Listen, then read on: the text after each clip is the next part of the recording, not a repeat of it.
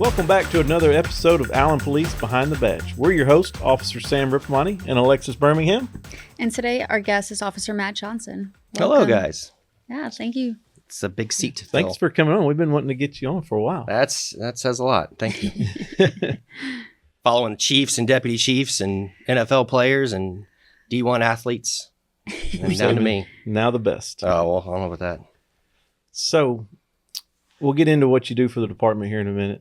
But off the top of your head, I know you've been in multiple units within the police department. You've got to have some stories from along the way, because we've been here both 18 and a half. Yeah, we started about 19 years You're now. about 2 months older than I am. Yeah, I'm your senior officer. We came up as babies. Aww. So give us a story. Tell us something fun from your career here. I mean, patrol's a litany of stories. It's something new every day. You know, anything you see on cops, you see here in the city of Allen. That's true. But we've gotten to do a lot of cool stuff. Catch murderers, bank robbers, fights, DWIs, thefts. Yeah, I remember a case, I don't remember how many years ago it was, but a bank robbery. I think you were in street crime unit at the time. Yep. Can you tell us a little bit about that story? Yeah, so that was right when street crime started. Officer Courtney and I were working in a unmarked Charger, and a bank robbery comes out at Tom Thumb at Wells Fargo. So they're given a vehicle description, and all we kept getting was, it's a real distinct truck. And we're like, what do we look for a real distinct? Like, we don't know what that means. So more comes out, like they had a camper shell on it, and the camper shell was 2 different heights and stuff. We're like, all right, at least we know kind of something to look for. So we were sitting northbound on top of Ridgeview. Remember, Ridgeview was just 2 lanes. So we're sitting on top of Ridgeview, and of course, Turrentine Jackson's right there. Yeah. And as we see a real distinct truck coming at us, we're asking like what color it is, you know, what anything about it. Wasn't there some confusion on the There color? was, because the RP was colorblind. So we got like 7 different colors of this truck we're supposed to be looking for in, you know, rush hour traffic. But we see this truck, we say, okay, that's got to be it. So we go to turn around, and here comes a funeral procession. Oh no. So we got to like do this 30-point turn on the bridge to not go down all the way back behind the funeral procession and come back up. So we get down to the highway, get back up northbound, and you've got 3 ways to go. You can go to McKinney, you can go back towards Frisco, or you can go straight, you know, up north. So we said, well, just pick a way. So we went straight. It wasn't the right way. So guy gets away. So we had to work overnight. So we're working at the Outlet Mall, assignment you're familiar with. Remember when Coach would get hit, and they say, we got to sit out in front of Coach all night long because someone's gonna break into Coach. So Officer Courtney and I are there, and we're chit-chatting on the phone about, you know, what we could do. And I said, if he went back towards town, went to Frisco, then he'd be on the tollway because he was in the right lane. And we're like, that could either go to Highway 5 or go to the tollway. So I said, call the tollway. Just see if they have like a camera. Let's give it like 9 minutes. And let's say, did anything weird go through at this time? So he calls, and he's like, within 10 minutes, calls back. He's like, hey, they got the truck. It's on video. I'm like, what are you talking about? He goes, the video records, and it only captures 19 hours of video. So we got the truck. We just have to do a subpoena for that truck to get the license plate. We're like, perfect. So next morning we get to work. Like next morning, it's later on that night. We fire off this subpoena, and we're expecting like 1 truck, 1 license plate back, right? No, we get like 7,000 license plates. It's a lot of traffic. So they can't narrow it down to like 1 gantry, 1 whatever. It's like this, whatever block it was a block. So now it's just entering 1,000 tags and trying to find that 1 truck. So we find it. And then we find the driver's license photo to the registered owner of the truck, and it's our bad guy. We're like, we got him. So we find out where he works. We find out what the deal is. We call, of course, everybody's, because it's a bank robbery, right? Everybody's involved. FBI's involved. Our CID's involved. So we said, we got this guy. We found out where he works. We're going to go sit up on his job.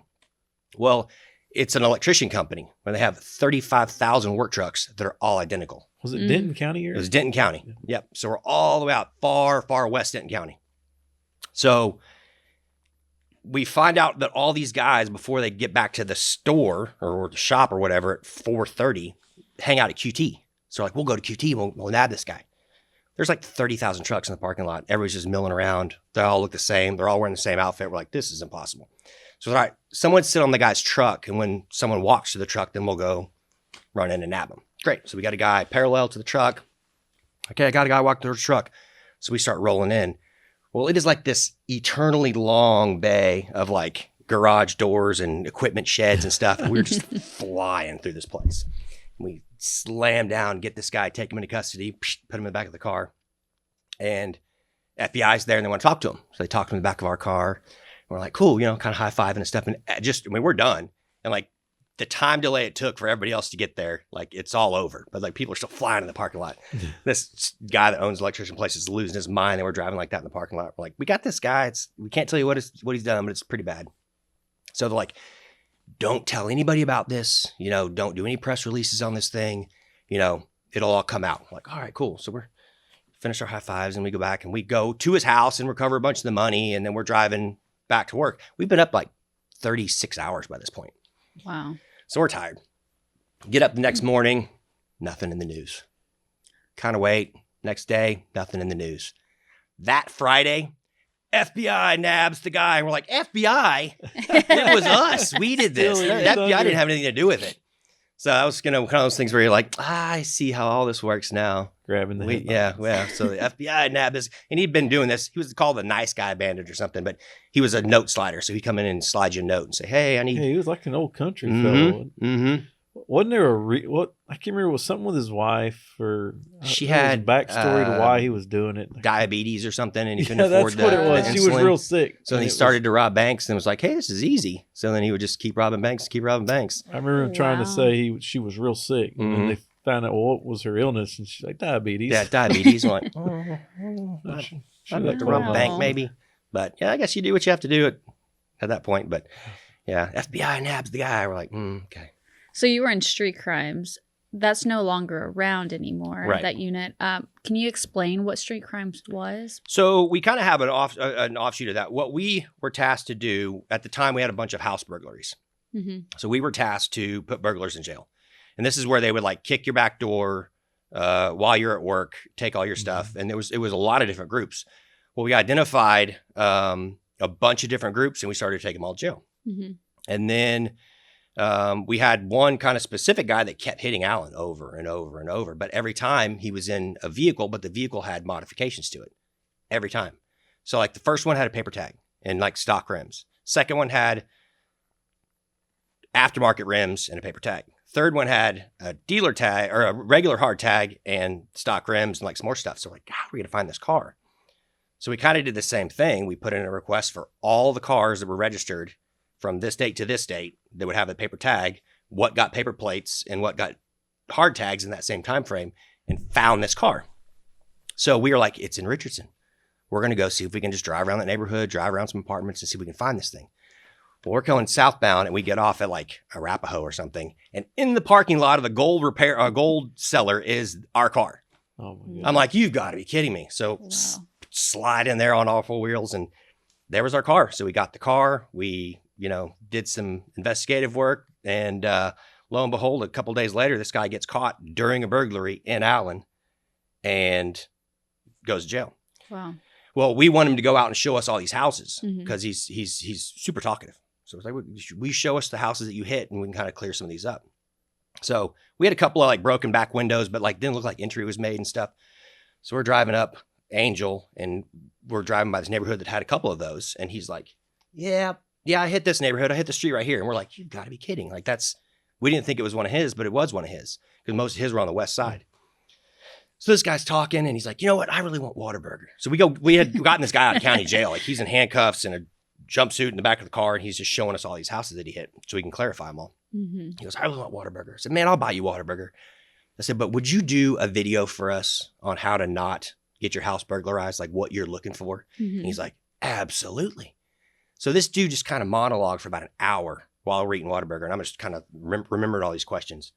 So it came down to it. And Sergeant Felty's like, hey, let's get this guy to do the video. I want you to interview him. I'm like, oh, absolutely not. I'm not the guy for that. I was like, I'll write you down all the questions and you can interview the guy. So ACTV comes out. We go to the jail in the, I don't know, report writing room or whatever. And I'm thinking it's going to be like like a jailhouse interview, like one camera or whatever. No, they got lights and backdrops and microphones. I mean, it's a whole production. ACTV does it big. Yeah. So they put it on YouTube and it was like, I don't know, 7 million views or something. So everyone's like, oh, and you're reading all the comments. That's staged. That guy's an actor. There's no way he'd tell you this stuff. Yeah. Like I was there. That is 100% legit. And this dude was just super educated on alarm systems, and he could have done so much with his yeah life. Yeah, but his whole deal was he gave us kind of everything that a thief does. He's like, I'm not a home invader, I'm not a bad guy, I don't want to confront anybody. But he would he kind of alluded to it, but he pepper spray dogs. So like if a dog come, he would pepper spray the dog, and people would be like, my dog's covered in red, what's going on? And they go in there, whole house is empty with all their stuff. So this guy laid it all out. I mean, what to look for, what they look for, what burglars look for, what child predators look for, what murderers look for. I mean, all this kind of stuff. So we're just like, usually don't get that. No, and this dude was just, talking. Yeah. He was super highly educated guy that just because you got him Whataburger. Yep. And Whataburger was it. That's it. It's a staple in the state. So he even broke down, like when you're pulling up to a house, like nosy neighbors. Oh yeah, talking about if you see somebody looking through the blinds, like he's moving on. He's not sticking around if nosy neighbors are watching you. And that's why everybody thought it was fake, because he talked about the VIP program and how neighborhood watches work and all this stuff. And like, that's all a setup just to get the police department, credit for all these extra things they do. We're like, he flat laid it out. I see a nosy neighbor and the nosy neighbor's watching me, I'm out of there. I see a police car drive by, I'm going to wait about 5 minutes. I see neighborhood watch people, I'm out of there. Yeah. It's like, so he wasn't scared of the police because he knows we're just kind of roaming around. He goes, if it's neighborhood watch, he goes, they're watching, I'm gone. Because he would scout the neighborhoods prior, right? Yeah, he would go jogging. He was a jogger. Yeah, remember that? Yeah, so he would jog. And it was, just a litany of information. He would burglarize the house, take all the stuff out, go 5 trash cans down, throw it in the trash can, and then keep jogging. So if he got caught, he didn't have the stuff on him. But the stuff was far enough away where he could always go back and retrieve it, and no one's going to look that far down. Right. So but all of our burglaries dried up. We had years with no home burglaries, and it was like this guy was prolific. And I believe that video is still on our ACTV channel on YouTube. It so is. If you want to listen or watch it, go check it out. Yeah, still gets quite a bit of views. Yeah, it still gets actually attention, even overseas, like other countries. Yeah, the UK had a huge tick in it. We're like, what are people there? But it's universal information. Don't keep all your stuff in your master bedroom. Hide your important stuff. If you have heirloom jewelry, don't keep it where your other jewelry is because they're going to steal it. And he kind of got in the video. He's like, I feel bad. I took a lot of heirloom jewelry, and once people started telling me how sentimental it was, I felt real bad that I took it. And, well, we were hoping for a follow-up video one day. Turned his life around. Well, he's back in prison. Yeah. So. Well, won't be getting that follow up with the happy ending to that one right now. So talk about police. You weren't a police officer early on in your career, out of high school and college, right? No. You've lived up in New York City. What were you doing in New York City? So I did theater. So I went to Arts High School in Florida, and did production. The lighting, sound, stage management, production design, and came to Dallas and got a job at Water Tower Theater in Addison. And a show came through with a lady named Sandy Duncan. Y'all know her? Played Peter Pan. Yeah. So she was doing a production, but they had a summer stock before. Like, hey, we need you to come up to the summer stock and do theater with us. I'm like, it was in Massachusetts, Berkshire, Massachusetts. Never heard of it, right? I'm like, yeah, let's go. So we go up there and we do all these shows with all these super famous people. I'm like, whoa, this is crazy. I was on intern as an electrician. So we did, hung all the lights and did all the stage stuff. And then through that, met a person who's like, hey, we have this theater in New York and we need a production manager. So would you be interested in a job in New York City? And I'm like, in the city? I'm like, yeah, got an apartment for you, got all that stuff. I'm like, well, yeah, I'm 19 years old. Let's go. So I moved to New York, called my mom, like, hey, I'm moving to New York. She's like, you're what? My dad's like, you're what? I'm like, yeah, 19 years old. So go to the city, get a job. And I'd taken a break from college at the time, right? Oh, yeah. But my first job at this place was to hire 4 interns.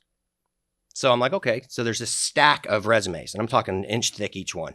And it's masters of theater and, all these unbelievable degrees. And I'm like, and you're going to come work for me, Who didn't have any knowledge of this stuff? I mean, I had great knowledge, right? I had the job, but I'm like, you're going to come be an intern for $50 a week in New my York goodness. City. Wow. So I was like, well, that kind of sums up my college. You can't eat on $50 Correct. a week in New York City. Correct. I found out. Correct. So worked, we did off Broadway, a lot of cool shows. And then got to a point where I was either going to go on a Disney cruise ship and be gone forever, or sit with the lighting designer and draft lighting design stuff for all of the tours. And I was like, I'm kind of bored with this. So came back to Dallas. And then I went kind of back to work for Water Tower Theater, doing some design work, met a guy, and then started an entire marketing career. Yeah. Wow. So long before law enforcement. What Yeah, brought it you was. into law enforcement? So my dad was in law enforcement, but he got into okay. it late as well. So he didn't get in until he was like 50 something, 40, like Wow. late Late career. career. That was like this, second, third. He spent his life in radio business and then got in law Is he enforcement. retired now? He's retired now. Oh, So he worked in McKinney. So, but when I was like 6 years old, I listened to the Police Scanner all night long. Like Wow. I'd turn it on and go to sleep. So I don't know what my fascination was, but I'd listen to that Police Scanner in Tulsa, Oklahoma, and it was just all the radio lingo and all that stuff. I was just fascinated with it. Yeah. One night, my parents called and they said, hey, you missed it last night.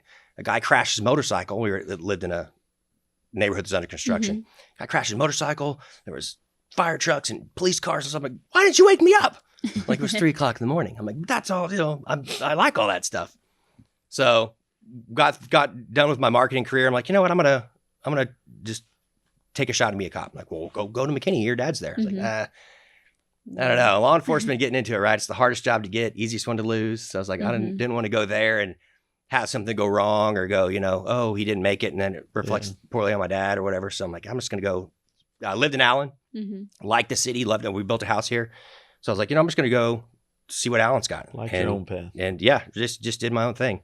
And, got into academy and did well and went through training and didn't mess up too bad. And 18 and a half years later, here we are. Yeah, we went through Wow. training at the same time. I think Yep. I was maybe a month, 2 months ahead of you. Yep. So it was kind of weird when I got out of training, you and Sergeant Arsenault were finishing up. Yep. And so I would be coming in and they'd be in the break room, like we are when we're in training. We'd have to stand in the break room when we weren't doing anything. You remember the night you got your letter or you got signed off on? Yeah, I do. Yeah. So he gets signed off. So you're in training, right? It's kind of only talk when spoken to, and you're not. It's not as bad anymore. Right. Yeah, A lot of it's that changed. stuff. A But lot's this is old school. And so we're sitting there chit chatting, right? Just waiting for whatever to We're happen. like, how's it going? Like, what's it Yeah, like? yeah, You're in the car yeah. by yourself. Yeah. We're excited. And then he gets pulled into the office and you're out of training, you're released, you start your regular shift, and he comes back in and we're picked up our conversation. And the boss comes on the corner. It's like, you're now an officer. You are not yet. And I'm like, oh, Yeah. Oh my All right. God. I got So- called in to tell you, hey, they're still in training. You don't need to be yeah. talking to that guy's no longer here. But we were Yeah, like did that, 30 but- seconds ago. Yeah, we we were best in friends. training Yeah. together. Yeah. So me and Matt Wow. have, we've grown together over our career Yeah. here. We've done a lot of fun stuff at work and outside of Oh, work. yeah. There was a time Matt called me up and he's like, hey, I think I'm getting a motorcycle. I was Terrible like, decision. yeah. He's like, yeah, but I don't have a motorcycle license, so I need you to drive it home. You bought it. I bought it. And then He had to drive it. So we went out there to look at it and he goes, yeah, I want it. So I rode it all the way back. kept it in his garage. And then I had to go get my motorcycle license. Oh my- And it was like usually you 20 do it the other way degrees. I know. around. So I'm driving this thing home and it was like, this is dangerous. We were in that Savannah neighborhood out by towards Denton. Yep. I remember it. We went out there. He's like, yeah, I want it. And I was like, okay. Well, that was one of the reasons I sold it was, let's go to a motorcycle safety tip here. They're dangerous, right? Yeah. So the first couple weekends you go to the hospital and ankles are hanging off and people are like, I don't think a motorcycle's for me anymore. I think I want, Yeah. more Yeah. metal around me. So yeah. I held on to mine until my third child was born, and my wife, she was tired of me I'd go on motorcycle trips Mhm. with my several guys from work. Yeah, long ones. They go. Yeah, all the way out to Big Bend, up in Oh, wow. Oklahoma, Arkansas. We'd go all over, Mhm. week-long trips sometimes. And, I had 3 kids now. And she was like, hey, I really don't like you going on these trips because my father-in-law had gotten in a bad wreck. So it was all these different things. I said, well, I'll get rid of it if you let me buy a boat. That I had to work a deal. That was it. So Go she straight agreed, up. family. she agreed to the boat. Family. She agreed to the boat, and then the boat only lasted a few years, and we realized we don't have time for a boat. Yeah. The kids are in sports, so you're never around. Yeah. A lot So I don't even changes. have the boat anymore. Yeah, we have a boat, and it's the same thing. It just sits under the awning, and we go to baseball games the rest of the weekend. So Yeah, you live up, Oklahoma out there. pretty much. On the land. So you have 2 boys, right? 2 boys. You and Natalie? Yep, 14 and 11, both baseball players. Yeah, lot they're of straight fun. baseball now, right? Well, still basketball. Bowen's still doing basketball, but yeah, He'll give it they're up big after into a while. baseball. It's a Sweet. full-time job. It's kind of like With- people go, "What's your hobby?" I'm like, "My hobby is to sit at baseball practice Yep. and watch." Oh, man. And then So you y'all do turn to traveling? travel ball? Oh yeah, travel Oh, ball. wow. Oh yeah, yeah. That consumes a lot of You get a time. good, comfy camping chair, and gate You got fees. the rocking and a one? big I do have the Yeti. rocking one, yeah. Big And you even Yeti. have a little tiny bottle of WD-40 to spray it on their squeaky Oh my ones gosh. because they squeak Do you all have the the time. footrest? No, yet? I don't have a No, footrest. not Oh, yet. they have the recliner one. Yeah, I know. Like she's telling Ever me. yeah, full-on setups out there. People spend thousands of dollars. Oh, it's hot when it's hot. Well, and it's cold when When it's it's cold. cold. We played in the snow before. So we Nah. have these pods and heaters, and so you have to be ready for all of it. My niece did Mhm. all the travel softball, so they would always come. I mean, we live in South Texas, all my family.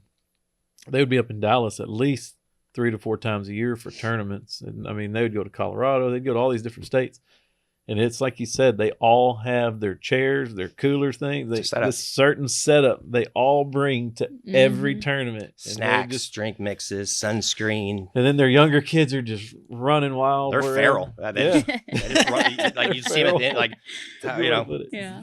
into Sunday. You're like, oh, there's my child I haven't seen in 3 days. So when Matt was in street crimes, there was another officer, Garrett Courtney, who's an SRO. You know Mhm. Garrett. Yep. And then we had another officer, a detective, Caleb McMillan, who's Mhm. now a preacher. Y'all send him back to the church. Yep. But they were under I was in community relations. Well, Sergeant Felty was over both of us. Oh, wow. So we all office Office together. out of the same area. So At we the had village? Yeah. out at the village Wow. substation. So we had a real close group, so much to where we decided to all take a work trip, and that's probably the most fun I've had on a guys trip. I haven't been on a whole lot of guys trips, but that one was a blast. We decided to go to West Virginia. That's Mhm. where Sergeant Felty's from, and he's always talking about the Hatfield McCoy Fall trails. colors. All the trees would change colors. Oh, You got to yeah. go see it. He'd sit. Is there a train that runs through there? A train? There's cold? a live feed of a train. Oh, there is actually. Yes, there's many a train that run through there that are on YouTube. I if thought you he was watch those. fascinated Yeah. with trains. Oh, That's he all. was there towards the end when Sergeant Felty, he was ready to retire. He was just waiting to a certain date. We have multiple monitors. He had a monitor that would keep up of the live train feed of a certain intersection in West Empty Virginia. train crossing, and then you just hear like the train come through, and you'd be like, "Oh, train's here." Train's coming, Train's boys. coming, That's coal what he would train. say throughout the office. But we loaded up. He was already there because he has another friend he rides with. But Well, me, we had to like finagle our work schedule so we're like all 4 of us could go at the same time. Yeah, so like it we was was like tough. Mhm. it was a scheduling nightmare. We're like, all right, we got this day, and we got 1 day to get there and 1 day to get back. Yes, because we wanted to maximize our time in West Virginia. Wow. So we left at 6 p.m. on a Saturday and pulled into West Virginia at noon on a Sunday. Yep, nonstop. We stopped one time, I think. And the ironic part was, so like, we switched off drivers and stuff. Mhm. Like 3 o'clock in the morning, the middle of like Memphis or somewhere, we stopped at this convenience store. We're like, the Powerball was like $2 billion or something. So like we all bought a Powerball ticket. And then we go there, have our whole trip. And on the way back, same thing. We stop. We're like, it's the same store we stopped at before. It was the same store. We had no Exactly. idea. We were so delirious. It was like, 2 o'clock in the morning. The lights are so bright. We're like, this is the same place we stopped on the way here. We're like, what are the odds? Yeah, we go back and look at some of those pictures sometimes because we all put them in a big shared folder. And man, How we made it out alive is beyond me. He that's a rode a different 4-wheeler. So world. we all had side by sides. He rode a Mhm. 4-wheeler on this, like, it's called the Outlaw Trail, right? Not maintained. Yeah. It's dangerous. It's like old coal mines. Mhm. And we're riding, and he's like huge ruts, but he's on this big old green pipe. And he's like, the 4-wheeler's like a skateboard sliding on this pipe. And I'm like, what's that pipe? I'm like, oh, that's high pressure natural gas. And we're like, So what happens if that pipe Wow. breaks? They go, oh, it's bad. It would be an explosion and blow the mountain off and we'd all die. We're like, hey, let's get off that pipe. Yeah, Well, that's that's not where right. the trail went. That's where it went. And then down the cliff was 1,700 feet of straight down to nothing. Oh, it's different world when I say that. Like we turned a corner one day passing one of the coal mines. Oh yeah, the guy. And there was a coal miner. Like he was leaving for the day, and he had his like thermos in one hand and his lunch pill in the other, and he was still wearing his like green metal Stanley hard- thermos, and it was like picturesque, like just coming out of a mine. I looked at that guy and I was like, there is no way I would try to go, hand to hand with that guy in combat. Like he looked tough as nails. Well, and that's Different. we're out there, roughing it, right? In these expensive side by sides and our Oh, rain yeah. gear and stuff. We're For like, we're $30,000 manly. side And by this guy's side. coming out of a coal mine. We're like, that guy beat us. Like that guy, hands down, is more manly than we are. Yeah, that first Not day at we all. got there, we were so delirious. We went and got to ride a little bit. I remember we cooked dinner. Me and Matt were kind of the chefs Cookies, for the like we were- Garcia is Garcia on the cooking? trips. Where we, the cookies? we cooked the whole time. And then we're sitting there on that porch, and I think I was asleep with my eyes open. I does. was so delirious. We'd be in the car and like music would be on, and we're like, Sammy, you got passenger, so you keep the driver up. I got you. And he'd fall asleep. We'd turn the music up, and he started waking up to the song. We're like, you were dead asleep. Don't act like you weren't. We're gonna die because you're not keeping the driver awake. I am not a good passenger when I'm And he doesn't sleeping. hide it well either. You don't do like we're just looking out the window. I mean, he was just like, He was out. yeah, out. Oh, Out. yeah, it'd be mouth open. Yeah, it was a good time, though. Good time. So, shifting back to work, now you're on patrol? On patrol. What's going on in patrol? Man, patrol's great. Is it? I mean, it's, Chief calls it the hub. I mean, it really Yeah. is. It's why we all got into law enforcement. Some days in Allen are slow. Means we get to be defensive. So, Right. you don't get to Proactive. just take off. You get to be, I mean, you get to choose, if there's a place that gets a lot of thefts, we'll go do a lot more there, be a deterrence. Mhm. We don't have a lot of the in progress hot calls and stuff anymore. So I think our patrol mentality has changed on let's deter some of this stuff and let people Mhm. know Allen's not the place you come do that. Right. We have that slogan, not in Allen. Hashtag NIA. Hashtag NIA. And that means it's spread. Mhm. All these people know each other that come up here and do crime. Yep. And they go, we get caught last time we went to Allen, so don't go there. Right. So that's what we want, our citizens to go. You may see us sitting around in a parking lot. We might be watching a car. We might be watching a business. We do a lot of that where we're concentrated on the highly populated, high crime areas. And high crime is a loose term in Allen, right? But we want to keep it that way. I want families to walk and kids to play and, not have to worry about the bad guys that are lurking. So You guys aren't just sitting around in parking lots. no, in fact, yeah, that's a Big no. big no. Mhm. You are, but that we work a 12-hour shift, Right. and that 12-hour shift you're expected to work for 12 hours. Mhm. It's not like you can go, I went on a really rough call. It could be something life changing to somebody else. We may do 5 or 6 of those a shift. You know what I mean? Yeah. So Mhm. there's a lot of mental fortitude that comes with being a police officer, and that's part of it. Is you got to get back up, and just because you answered a bad call, 10 minutes ago. You click clear, you're ready for the next call. And it could be a call equally as bad or Changing somebody's tire. it could be changing a tire. It could Yeah. be, who knows what. Right. But that's the fun of patrol is it's never the same day twice. Mm-hmm. And with Chief Dye, man, patrol has completely shifted its mentality of, kind of just go along with the flow to, no, you're going to go out there and we're going to go, Yeah, we're not going to sit back and let things happen if Correct. we can Right. avoid it. We're correct. I gonna- mean, the best, offense is good defense, and that's where we're at now. So real happy on patrol. That's awesome.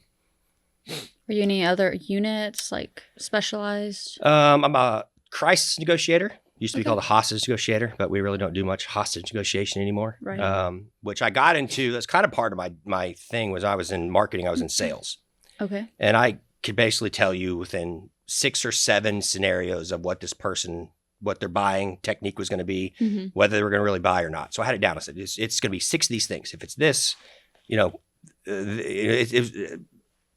algebra, A plus Right. B equals C. So if it's this, sell them that. If it's that, sell them that. If they're just looking, tell them we're glad to have their business a different day. I said, the ultimate sale would be to talk someone in crisis out of a crisis situation, be that a hostage situation, Mhm. a suicidal person, whatever. So I said, that would be, to me, is the ultimate sale. All the talking and stuff you do in regular sales, like that seems fun. So I said, I want to be a hostage negotiator when I go be a police officer. So within, I don't know, a year and a half, they're like, hey, we have a hostage spot open. I'm like, I'll put in for it. So I'm thinking there'd be a lot of people put in for it, right? I'm like, that's a pretty big deal. I was the only person. It's like, all right, welcome to the show. I'm like, oh gosh, I hope I don't mess this up. Yep. And Sammy's been one, right? So Yeah. that first time you're in negotiator school and they're like, hey, you go through all the stuff about it. And it's a lot of psychology, and it's a lot of language skills, and it's a lot of active listening, and it's a lot of, how do you talk to somebody in crisis, because you're not dealing with somebody that's rational. Mhm. How do you get them to be rational? All that rapport building and stuff. I mean, it's not transactional. It's it's a development. We get to do that on patrol every day. I mean, so it's not just a crisis situation. Mhm. We deal with that on a daily basis. A bad domestic situation, somebody that's got mental health problems is causing a disturbance, whatever it is. And so when you slap those headphones on in negotiator school, right? Like you're like, that's it. This is my make it or break it moment. But on patrol, you have 10 of those a day. I mean, so it's a But that training absolutely. is so good for just any officer to go through, Yep. even if you don't really want to be on the negotiations team, because one of the hardest things to learn when you're early in your career here is be quiet Yeah. and listen. Yeah. They're going to tell you what's going on, and you have 2 ears, 1 mouth, listen twice as much. Learning how to be a And good listener. Or adversely, if you have to talk to somebody that doesn't want to talk, how do you talk to them without shutting them off? How do you talk to them without open-ended questions. Yep. How Not do the you create yes a or no conversation? kind of Mhm. questions. All that stuff you learn in crisis negotiation school, and it's great training. Yeah. So I mean, we're all mental health peace officers here, so we're all trained in how to identify mental health issues. But when Mhm. you get to do it on a daily basis of just honing that skill and keeping that fresh, that art of conversation, I mean, that's really what it is. When I got hired on here, they're like, man, you're an oral board. You seem like a used car salesman. I'm like, well, I was in sales. Like that's kind of but that's where I Right. think that, our tool belt's full of tools. Mhm. Not everything is a hammer, right? So a lot of times you have to have the ability to communicate and talk and see through what they're really saying, or see the underlying issues and be able to not really confront them at the moment, but know that they're there, keep them in your back pocket and kind of work your way towards it. But all that conversation skill is showing empathy. yeah, absolutely. It's So just developed. So with that, you're like assisting like SWAT teams on certain missions We or do. things like that? We do. We actually, the negotiators, there's a couple of us that do intelligence. So Okay. a negotiator team is built of a lot of different components. And Intel guys, myself and Sean Forkin, we get to do a lot of like kind of behind the scenes setup of scenarios and stuff. Mhm. So that's really been fun to do, is take negotiators that aren't as comfortable, putting them with, bad guys that we have that are, actors, and saying, hey, this is really a SWAT team mission. And we're going to burn the SWAT team for 3 hours. They got to rotate and do all their stuff, whatever they have to do, command control wise, for 3 hours. Negotiator's job, talk to that guy who doesn't want to talk for 3 hours. Start the clock. It's incredibly difficult, right? And the actors, it's really hard for them if they're going to go up and down, and they're going to mess with you. I mean, you've been on the other end of that. If it's an actor that especially, it's Mhm. ultimately hard. But it's just that exercise of doing it and getting it until we're either going to burn that 3 hours out, or we say something wrong and something goes sideways. And I mean, there's a lot of different facets that go on. Conversation can go really good or really bad, and it's one sentence. Yep. Yeah, but working the hotline, I've gotten on calls where I've been on the phone for, over 2 hours. Yeah. Trying to help somebody through a crisis, because that's usually what it is. It's not somebody that has mental health problems, so to speak. They're just in a crisis. Mhm. You're in that crisis moment, and it's like that. They're not thinking clearly. Like, Right. Crud, what am I like? I'm just going to end it because How do I get out of I this? can't think of any other way to get out of this. So you have to learn to kind of help coach them through coming up with a plan, them coming up with their own plan. Because if you come up with a plan for somebody in crisis, it's not going to work. Right. Yeah. So you got to try to help coach them to come up with their plan to solve the issue. And then a lot of times when you're that high stress level, you're in a crisis, they start to come down, Yep. and then all of a sudden they want to go to sleep. Yep. So you're like, okay. But that's the best part about the department is we get so much training. We have Right. so much training ability and opportunity that when you watch, there's 1,000 videos on YouTube of stuff that's great. And you go, gosh, how do those guys keep your composure? It was, crisis going on, gunshots going on. These guys are just calculated and communicating and whatever. It's because they've trained it. They've trained it. You watch something that's a miserable failure, they didn't train. Right. So that's what I love about the department is they give us the opportunity to just train, continually train. And, on patrol, any moment something could go bad where we have to use all those skills. And it's a group that's never worked together in that situation at that date and time with that weather condition, whatever it is, you got to be ready for it. Right. And that's where all that training just kicks in where you're like, let's go. So not to backtrack, but I just thought of something. Let's see if you remember this or not. So there was a Friday, it might have been a Thursday, going on our Friday for the week. Matt leaves. Well, he forgot to lock his computer. And IT, please don't come after me for this. But I figured out how to get into his computer and program it to where every 30 seconds a new Google tab would open up on his computer saying, "Thank you for voting for me." I won't say who the a political candidate. Who the political candidate was, but it was not somebody he voted for.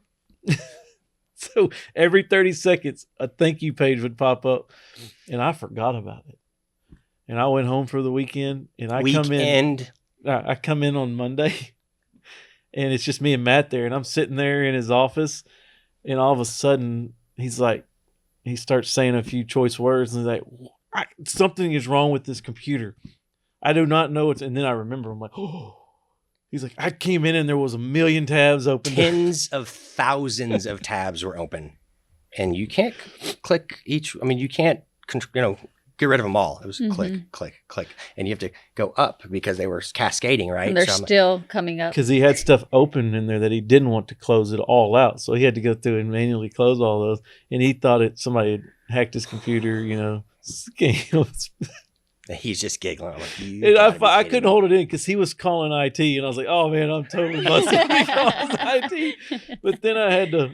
The funny thing is, I couldn't remember how I did it, so I had to Google how to take it off. How to undo it. I don't know what made me think of that, but that was a fun memory from when we all good worked times together. and it wasn't that I didn't have a jiggler, didn't have that stuff. It just when you walk away, it's got that 3-minute delay or whatever before it locks, and he got to me. Yeah, because y'all's office was secure. Yeah. So but I knew the code to it. Yeah. Well, you installed the door lock, so yeah, you know the code. Oh my God. Jack There's of all that too. trades. Doesn't surprise me though. No. It's typical Sammy that's behavior. Sammy stuff. Oh, absolutely. Gotta have fun at Yeah, work. absolutely. Is there anything new in patrol right now? We have a lot of different openings coming up. So we have a sergeant opening coming up. They're talking about getting a bike patrol unit together, so it'll be a full-time bike unit. Of course, we've always got all of our drone guys and our motorcycle guys and our canine and, all of the people that help make patrol what it is. Stay in patrol for a while? Yeah. You like it? Yeah, I like it. You got a good. Well, I went to SRO, so Officer Strickland, my work wife, and I I was about to ask about Were her. you? How's she doing? She's fantastic. She's good. She's fantastic. She's so good. So she was in SRO before I went there. So I go to the office and she's like, "Hey, you're going to offer some Laney." I'm like, "All right, cool. Nice to meet you, whatever." Within the first 3 minutes, like, do we just become best friends? Like, we are exactly the same person. Yeah. We could be an old married couple like tomorrow and no one would think anything about it. My wife's like, "How's Laney?" I mean, this is my real wife, my work wife. We're just the same piece. Laney is awesome. Yeah. She's so much fun. Yep. She was good on the podcast. when we Oh, had yeah, her. she's a She was natural. she's a Yeah, fun time. she's good. But you put us together with a bunch of kids at the high school. It was entertaining. It's like, You're more laid back than her, though. Like, Yeah, I that's the thing. She's I have the fighter to of be. the I'm two the of calm y'all. one. Yeah. Yeah. So if that tells you anything, just be aware. Be aware. She'll get you. she's a firecracker. And she's CrossFit coach and super in shape, and I'm close to that, right? Yeah. So Wow, so- you're chasing those boys around. yeah. I do a lot of sitting. Remember, I don't really chase anymore. Do you still have cows and Yeah. everything? Got longhorns, some horses. Just an old rancher. It's an old rancher doing my thing. Up in Bales, Texas. Yeah. Well, we appreciate you coming on and talking to us today. Well, thanks there- for having me. Is there anything you want to share with the community? With the community. Gosh, we're out there all day and night. Mm-hmm. If we're on a traffic stop, move over and slow down. I can't tell you the amount of times we've been on in it, the highway in the morning or whatever, and people are going 70, 80 miles an hour a foot from you. Right. So for the sake of my family and everybody else's, move over, slow down. Yeah. You see the police lights, slow down and get away from it. You never know. We could have one car's on scene, but you got 3 cars crashed and they're all blacked out. So you don't know what you're getting into. When you approach cars, especially in dark, slow down. Yeah, and we've had medical issues, where it can spill over into that lane next to you. So. Yeah, we had one the other day. A guy crashed through the guardrail. Half the guardrail sticking out onto the service road, and his car's blacked out, and guardrail sticking out. Well, we're setting up cars trying to get people there, and cars are flying back and slamming on the brakes for this guardrail. And it's like, you see all the police cars around. Like, we're trying to get to where we can secure the scene a little bit, but y'all have to do your part. Slow down. Slow down and move over. Slow down and move over. That's my very cool. Words of wisdom. We appreciate you. Well, thank you. Thank you for coming on. Like I said, there's a big seat to fill with Chief been here, Deputy Chiefs, You might have blown them out of Derek water. You never Molina know. with You had his a lot of good stories. eternal brain. So we have more stories that we could get into, but we'll spare it's a family podcast. We'll We spare won't keep people for those. So thank you for coming. If you'd like to learn more about our police department or upcoming events, go to our website at allenpolice.org. And make sure to like and subscribe. And if you have any comments, leave them down below. See you next time. See you next time.